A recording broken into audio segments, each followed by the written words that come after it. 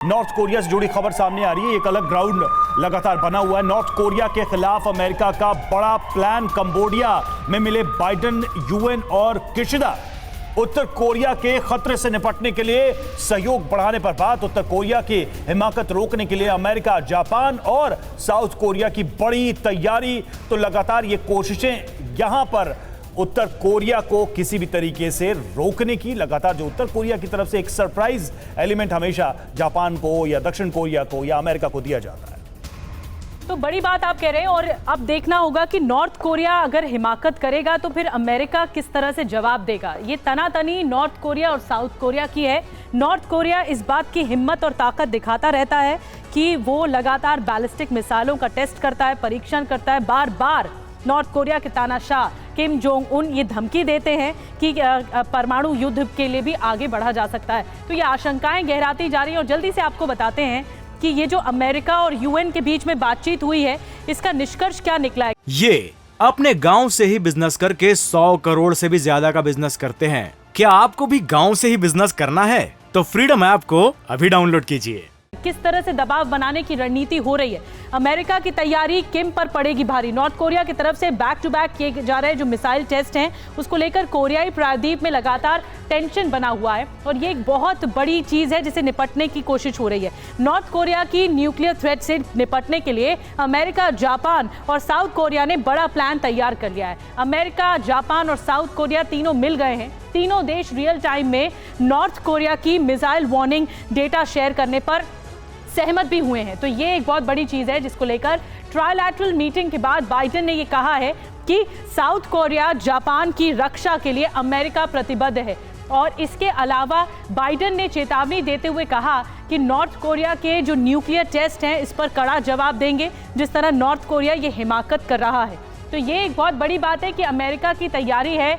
मैं एक बार फिर से आप ही के पास आ रही हूँ ब्रिगेडियर थापर साहब, आपको क्या लगता है ये जो तैयारी की जा रही है, अमेरिका, जापान और साउथ कोरिया मिलकर एक साथ एक मंच पर आते हैं, यूएन के सामने भी ये मुद्दा उठाया जाता है कि जो नॉर्थ कोरिया कर रहा है वो ठीक नहीं है और इसका जवाब दिया जाएगा, तो ये प्रेशर बनाने की कोशिश है, कितनी कारगर साबित होगी आपको लगता है अमेरिका की तरफ से? देखिए, प्रेशर तो जाहिर है कि प्रेशर बनाने की कोशिश है, क्योंकि ये तीनों देश मुल्क इकट्ठे होके नॉर्थ कोरिया के ऊपर मिलिट्री अटैक तो नहीं कर सकते। और अगर नॉर्थ कोरिया को भी पता है कि वो साउथ कोरिया पे अटैक करने से अमेरिका इंटरफेयर करेगा तो वो भी नहीं करेगा, सिर्फ धमकाना जारी रहेगा। और क्योंकि आपको मालूम है कि उसका जो डिक्टेटर है वो थोड़ा सनकी है, तो वो जब उसे लीस्ट एक्सपेक्ट किया जाए वो चीज़ कर देता है। उसके पीछे भी उसका एक प्लान होता है कि किसको इरिटेट करना है, किसको प्रोवोक करना है। यानी ये जो गरजने वाले बरसते नहीं है, तो क्या अमेरिका भी सिर्फ ये गरजा के ये सोचेगा कि प्रेशर बना दे, जी हाँ, बात बन जाएगी? जी हाँ, सिर्फ डरा के रखना है। वैसे नॉर्थ कोरिया डरने वालों में से नहीं है, जो उसका प्रीमियर है वो डरने वालों में से नहीं है, सनकी है थोड़ा सा, लेकिन उसको फिर भी थोड़ा सा प्रेशर बना के रखना है। उसके थ्रू चाइना के ऊपर भी प्रेशर बना के, ताकि चाइना भी उसको कंट्रोल में रखे, रशिया भी उसको एडवाइस करे। ये एक तरीका है प्रेशर डालने का, डिप्लोमेटिक प्रेशर डालने का। देखिए, मिलिट्रीली अगर मैं कहूँ तो एक पॉइंट जोड़ूंगा कि क्वाड और आउकुस जो तैयार कर दिया गया इस इंडो पैसिफिक रीजन में, ये अपने आप नॉर्थ कोरिया, साउथ चाइना सी के इशू को और जो ईस्ट चाइना सी को उसको बैलेंस करेगा, रोकेगा। तो ये मिलिटराइजेशन इधर हो रहा है, जो इंडिकेट किया गया है कि साउथ ईस्ट एशियन कंट्रीज में इंडो पैसिफिक में मिलिटराइजेशन। कारण यही है कि यहाँ पे रोग स्टेट्स बैठे हुए हैं, न्यूक्लियराइजेशन की तरफ बढ़ रहे हैं, मिलिटराइजेशन की तरफ बढ़ रहे हैं, और उसमें चाइना भी, आप जिस तरीके की हरकतें आप देख रहे हो। एक पॉइंट मैं इधर ऐड करना चाहूँगा, नॉर्थ कोरिया को आप लाइटली मत लीजिए, बिकॉज उसके पास हाइपरसोनिक मिसाइल की कैपेबिलिटी है आज, और उसके पास हाइपरसोनिक मिसाइल्स हैं।